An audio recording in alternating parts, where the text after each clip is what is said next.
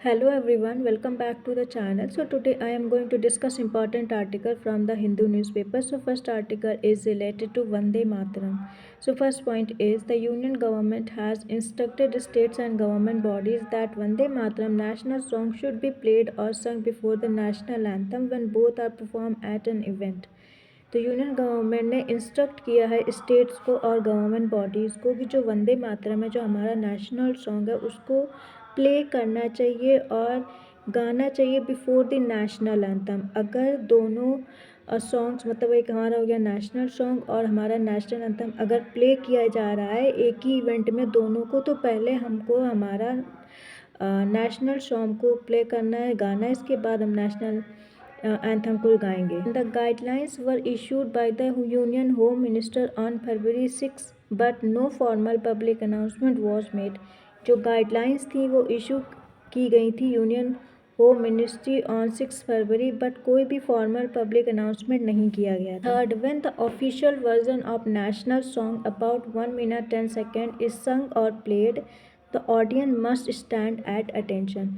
जब हमारा official version of national song play होगा या उसको संग किया जाएगा, प्ले किया जाएगा, which is about 1 minute 10 seconds, तो जो ऑडियंस होगी उसको अटेंशन पोजीशन में खड़ा होना होगा। Fourth point, if the national song is played as a part of a newsreels और documentary the audience is not required to stand as it may interrupt the film. अगर national song play किया जा रहा है as part of news reel और documentary तो उस time audience को खड़े होने की ज़रूरत नहीं है, क्योंकि मे बी ये फिल्म को या मूवी को इंटरप्ट कर सकता है। 5 point, the official version can be accompanied by mass singing or band performance, especially during national flag unfurling and ceremonial events other than parades. जो ऑफिशियल वर्जन जो वंदे मातरम होगा उसके साथ साथ मार्क सिंगिंग होगी और बैंड की परफॉर्मेंस भी होगी, स्पेशली कब, ड्यूरिंग जब नेशनल हमारा जो नेशनल फ्लैग है उसको अनफर्ल्ड किया जाएगा और कोई सेरेमोनियल इवेंट होगा तब, other than parades. 6 point, when played by a band it should be preceded by a roll of drums to alert the audience। जब नेशनल सॉन्ग को प्ले किया जाएगा बाय अ बैंड तो उसके पहले एक रोल ऑफ ड्रम्स को बजाया जाएगा, जिससे जिससे हम लोगों को अलर्ट हो जाएगा कि हमारा नेशनल सॉन्ग प्ले होने वाला है। 7 point, the song is particularly sung during the arrival and departure of the president at formal state function organized by the government। जो सॉन्ग है वो पर्टिकुलरली कब मतलब गाया जाएगा जब हमारे प्रेसिडेंट आएंगे या उनका डिपार्चर होगा, जाएंगे at a formal state function में जो ऑर्गेनाइज्ड होगा by through government. 8 point, it may also be performed at formal state occasions with the governor or lieutenant governor present or during event where special orders are issued by the government of India। ये और कहाँ कहाँ perform हो सकता है, जैसे formal state occasion हो गए और जैसे गवर्नर और लेफ्टिनेंट का प्रेजेंटेशन होगा मतलब प्रेजेंट होंगे, या ड्यूरिंग इवेंट जो स्पेशल ऑर्डर जब इशूड होंगे by the government of India. School may begin the day with community singing of Vande Mataram and proper decorum and respect must be maintained at all time। School की जैसे जो prayer होती है तो जो school होगा वो उसका जो दिन स्टार्ट होगा वो स्टार्ट होगा हमारे Vande Mataram with the community singing of Vande Mataram, मतलब सब लोगों को उसको प्ले करना पड़ेगा या संग करना पड़ेगा। And proper decorum and respect must be maintained at all time। Article related to corruption perception index। So first point is released by Transparency International annually to measure perceived level of public sector corruption across country।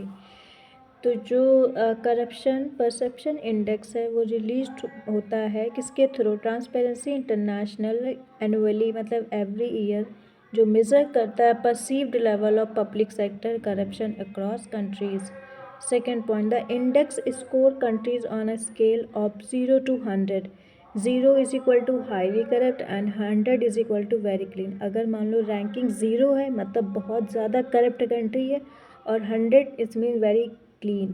Third point, it is based on expert assessment and opinion survey not on individual corruption cases. ये जो measure है या जो index है ये based on expert assessment opinion survey पर not on individual corruption cases पर। Fourth point, CPI primarily focus on public sector corruption including bribery, misuse of public funds and lack of accountability in government institute. तो जो CPI है वो mainly किस पे focus करता है, पब्लिक सेक्टर करप्शन पे, जैसे इंक्लूडिंग हमारा ब्राइबरी हो गया, misuse of public fund and lack of accountability in government institution. 5 point, the ranking helps compare countries globally and highlights governance quality, transparency and institutional strength। जो ranking होती है countries की वो हेल्प करती है, कंपेयर करती है कंट्रीज़ को ग्लोबली में और हाईलाइट करती है कि वहाँ उस कंट्रीज़ का गवर्नेंस क्वालिटी कैसा है, ट्रांसपेरेंसी और institutional strength. 6 points, countries with a strong rule of law, independent judiciary, press freedom and transparent institution generally score higher। वो कंट्रीज़ जिनका रूल ऑफ लॉ स्ट्रॉन्ग होता है, इंडिपेंडेंट जुडिशरी होती है, प्रेस को फ्रीडम होती और ट्रांसपेरेंट इंस्टीट्यूशनली वर्क करते हैं, जनरली ऐसी कंट्रीज स्कोर हाई करते हैं। 7 point, poor performance in CPI often reflects weak oversight mechanism, political interference and limited anti-corruption enforcement। जो पुअर परफॉर्मेंस होता है कंट्रीज़ का इन CPI में वो ऑफन क्या रिफ्लेक्ट करता है, वीक ओवरसाइड मैकेनिज्म को, पॉलिटिकल इंटरफेरेंस और limited anti corruption enforcement. 8 point, the index is widely used by investors, policymakers and international organizations to assess investment risk and governance standard। जो index है वो वाइडली यूज्ड होता है bye या through investors, policy makers और international organisation, जिससे वो examine करते हैं इन्वेस्टमेंट रिस्क और गवर्नेंस स्टैंडर्ड को ऑफ ए पर्टिकुलर कंट्री।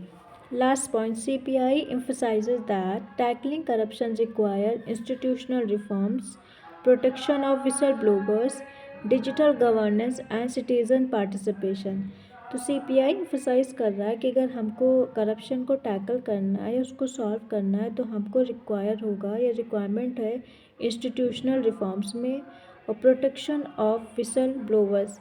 तो विशल ब्लोवर्स मीन्स होता है जो पर्सन एक होता है जो एक्सपोज करता है, रिपोर्ट करता है इलीगल और अनएथिकल और करप्ट एक्टिविटीज़ को जो हो रही हैं इनसाइड एन ऑर्गेनाइजेशन, कंपनी या गवर्नमेंट। और and digital governance and citizenship participation भी होना चाहिए।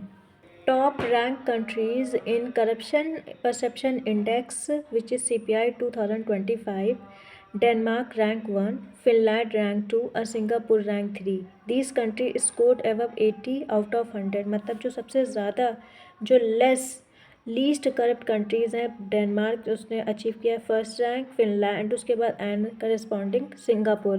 जो ये कंट्रीज़ हैं ये इन्होंने स्कोर किया 80 आउट ऑफ 100। और जो मेजर कंट्री रैंकिंग जैसे यूनाइटेड किंगडम की रैंक 20 है, यूनाइटेड स्टेट्स की 29 है, चाइना की रैंक 76 है और इंडिया की 91।